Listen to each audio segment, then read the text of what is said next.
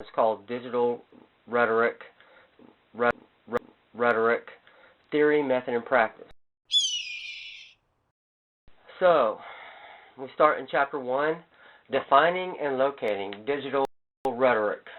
Because the term digital rhetoric appears in a wide range of locations, scholarly articles, and the title of courses offered in departments of communication, English. Alright, good morning and welcome to English 0123, or Writing Enhancement. I'm very glad you're here. And theses and dissertations in many fields of study. This is where we will meet on Mondays, Wednesdays, and Fridays, or 3 times a week from 10 to 10:50, or for 1 hour, to work through the college-level writing process. Many of you may wonder why you are here, because obviously you know how to write. You know how to write well enough to churn out a few prose and get through high school English class, right? And you'd be right in this assumption. However, the question now becomes, is that same prose from high school good enough for college-level academics? Okay, so we are going on to continue with our digital rhetorics reading. We're starting this morning with it's an article in the American Ethnologist called Journal of the American Ethnological Society by Yarimar, Bonilla, Rutgers University, Jonathan Rosa, University of Massachusetts, Amherst. So it's basically entitled Digital Protest, # Ethnography, and the Racial Politics of Social Media in the United States. And it's got # Ferguson up here. So the abstract starts off with saying, as thousands of demonstrators took to the streets of Ferguson, Missouri to protest the fatal police shooting of an unarmed African-American teenager, Michael Brown, in the summer of 2014, news and commentary on the shooting, the protests, and the militarized response that followed circulated widely through social media networks. Through a theorization of hashtag usage, we discuss how and why social media platforms have become powerful sites for documenting and challenging episodes of police brutality and the misrepresentation of racialized bodies in the mainstream media. We show how engaging in hashtag activism can forge a shared political temporality, and additionally, we examine how social media platforms can provide strategic outlets for contesting and reimagining the materiality of racialized bodies. Our analysis combines approaches from linguistic anthropology and social movements research to investigate the semiotics of digital protest and to interrogate both the possibilities and pitfalls of engaging in hashtag ethnography. So digital anthropology, digital activism, social movement, social media, semiotics, race, Twitter, Michael Brown, and United States.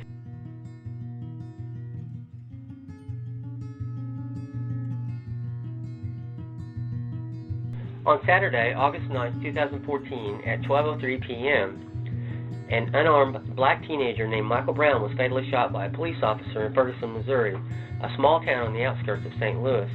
Within the hour, a post appeared on the Twitter social media platform stating, "I just saw someone die," followed by a photograph taken from behind the beams of a small wooden balcony overlooking Canfield Drive, where Michael Brown's lifeless body lay uncovered, hands alongside his head, face down on the asphalt.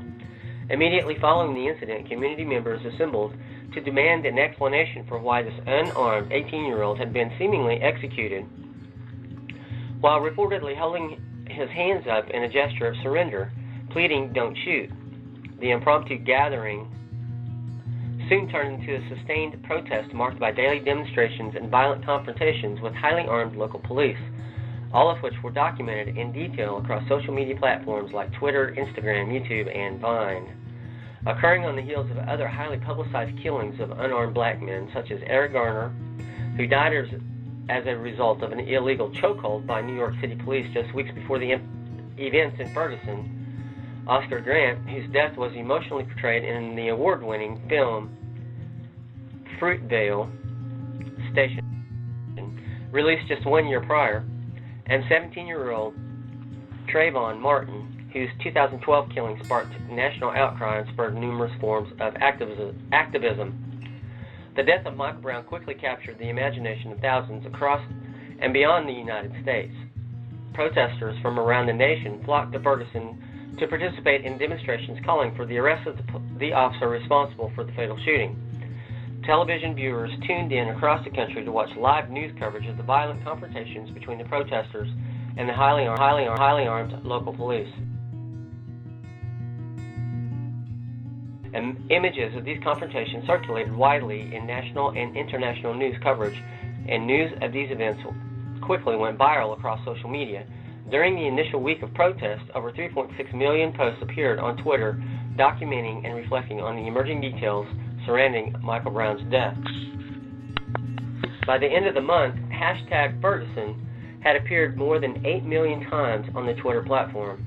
These statements are simple facts, but the meaning and consequences of these facts will be occupying social analysts for years to come. Much will be written about Michael Brown, about his portrayal in the media, his treatment by the police, and both the circumstances and consequences of his death. Much will also be written about the protesters who immediately gathered at the site of his killing, and about those who remained under intense police harassment long after the media spotlight faded.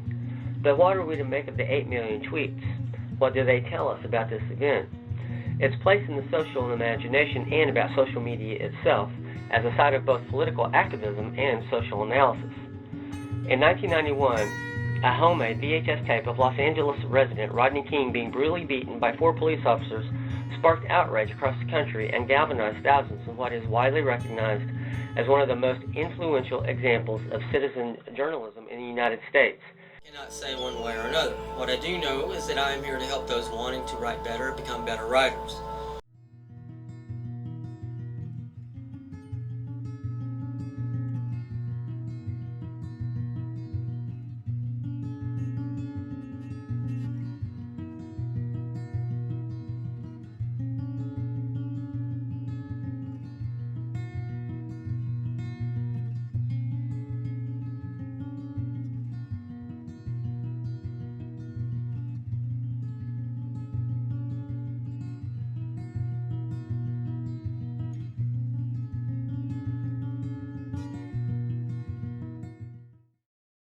I will assist you to the best of my ability in this journey to bring your writing skills up to the level they need to be for college, and hopefully you will find out along the way that college writing is just another level of formal self-expression.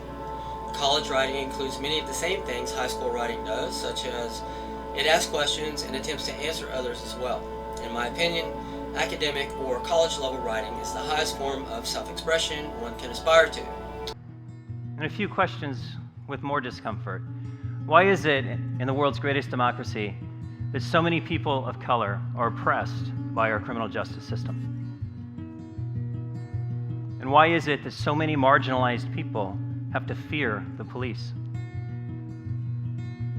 And why are the articulate and intelligent voices of police reform so frequently muted by the rhetoric of police system and culture?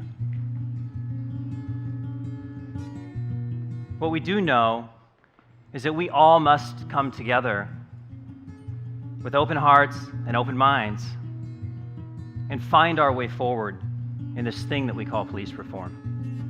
And I stand between two worlds that we need to unite: police officers and the people that we serve. And what stands in our way is police culture and traditional police leadership models,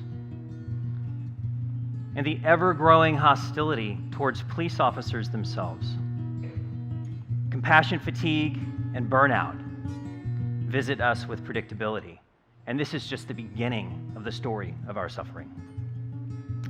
The good news is that science can show us a path forward. We can train in emotional intelligence and cultivate humanity and resiliency among police officers. We can transform police leadership and police culture.